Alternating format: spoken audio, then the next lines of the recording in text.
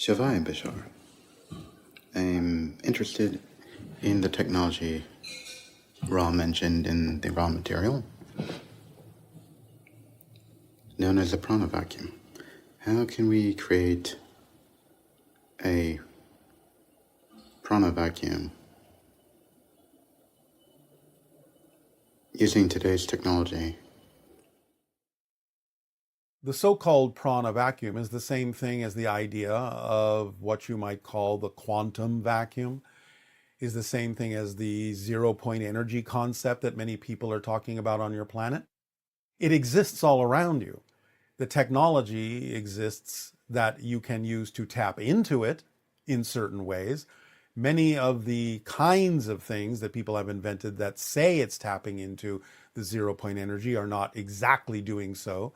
But the idea is growing in the consciousness, the collective consciousness of your planet, until such time as that awareness evolves into technology that will truly tap into that prana field, the quantum field, the void, and whatever else you may wish to call it.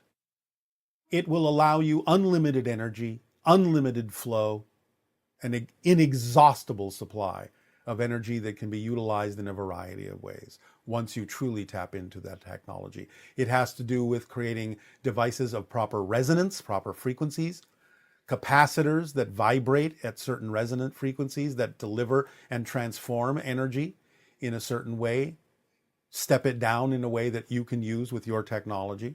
We have talked a little bit about this as a space-time antenna concept. 3 nested spheres separated by phi ratio diameters, penetrated by antennae that are insulated from a Merkaba, a double interpenetrated tetrahedron in the center of the 3 spheres that resonates at certain frequencies and can be activated by the introduction of energy into it, and it will output energy of a higher caliber, a higher level, and a higher frequency, tapping into the quantum field in certain ways. But many people on your planet, a few of them, are beginning to experiment with this, and we cannot deliver more information about this device until they have already achieved what it is we have already delivered. End of discussion. Hello, Bashar. Good day. Thank you for having this conversation with each other in this way. It is our passion and our pleasure to do so. What would you like to discuss? Talking about the hybrid children, you've mentioned in the past that contact between hybrid children and their mothers will expand over time. Yes. Has this process indeed started on this timeline? Is Yes. there an increase of physical contact between human beings and the hybrid children? Yes, but in an altered reality, not necessarily physically on your planet so much, but in a slightly altered version of physical reality, and in dream time, these encounters have increased. Okay, wonderful. Eventually, it will leak into the physical reality as you understand it, Yes. although it will still be of a higher vibration than it is now. Yes, understand. Yeah. And I also wanted to talk to you about suppressed memories. Yes. During our previous conversation, you've mentioned that I was visited by the Grays when I also was a child, Yes. and that these experiences are buried deep within my consciousness. Well, not that deep. Oh, not that deep. You also mentioned that I felt victimized because my childlike state was not able to comprehend what was going on during these visitations. Yes. Okay. And is it correct to say that from the point of view as a human being child, that these visitations and the removal of genetic material was somehow experienced as a trauma on a psychological level? Yes, but only because of the way you were raised as a human, not because it's innate to the being a child, not because it's innate to being a human child, just because of the way your planet views these kinds of things, and because it is short-sighted in its compartmentalization of awareness. That's the only reason you experienced it traumatically. And is that also the reason that we're still somehow afraid of extraterrestrials? Because you are afraid of portions of your own power. And the extraterrestrials you're encountering represent and reflect the idea of your true power in certain ways. I understand. And that, that's probably not a coincidence, but that leads up to my next question. both my parents have transitioned almost within 3 years of each other. And the last parent, my father, passed 1 year ago. Yes. And their physical absence caused a shift in my life. Yes, of I course. experienced- That's the purpose of it. Yeah. I experienced this as a tremendous opportunity to shed a whole bunch of negative belief systems that I have bestowed upon myself through their upbringing. Well, congratulations. That is a Thank you. positive way to use it. Thank you. But I also sense that this tremendous opportunity is sometimes a bit frightening, Why? as if this whole new space that has opened up is sometimes too big to handle. Impossible.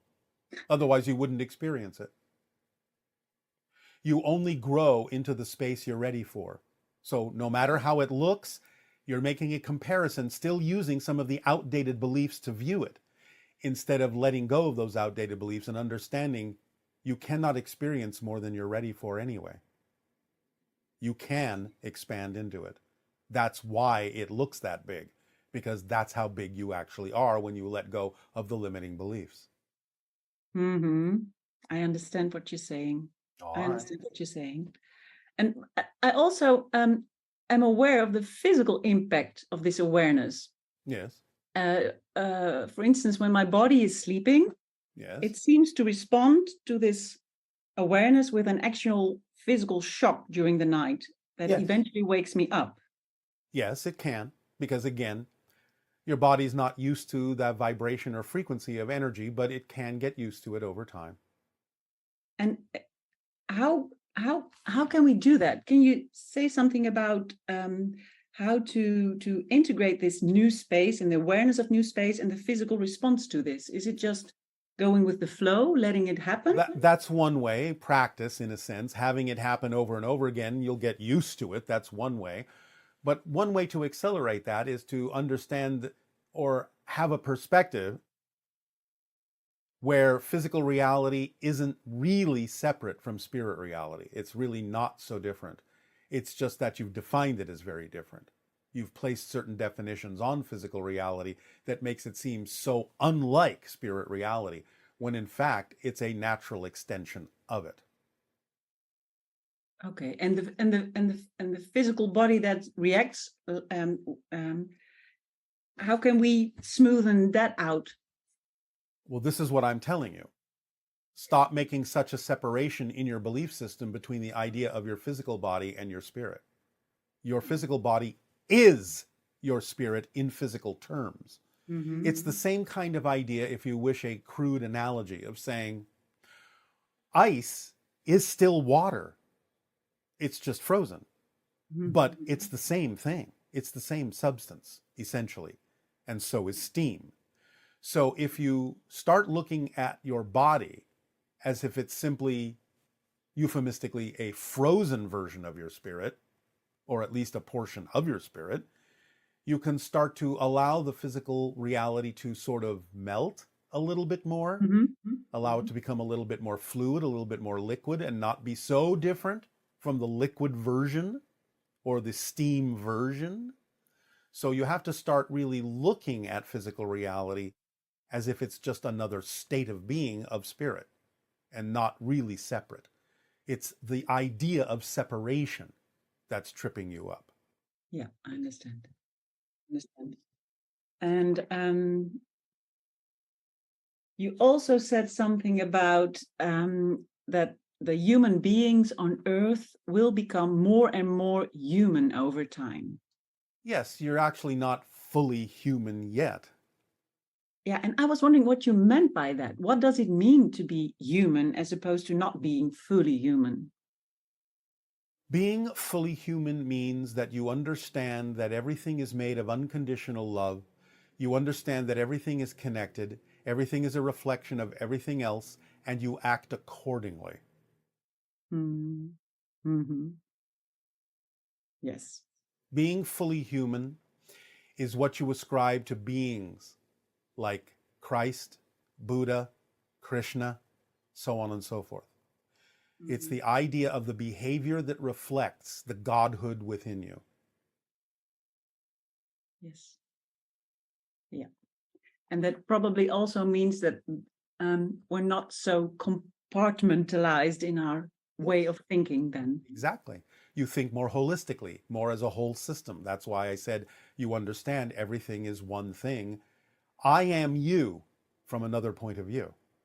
Literally, I am you from another point of view. You are us from another point of view. A fully realized human lives in that truth. Yeah. Thank Right? you so much, Bashar. You are so welcome. Aveo. Aveo.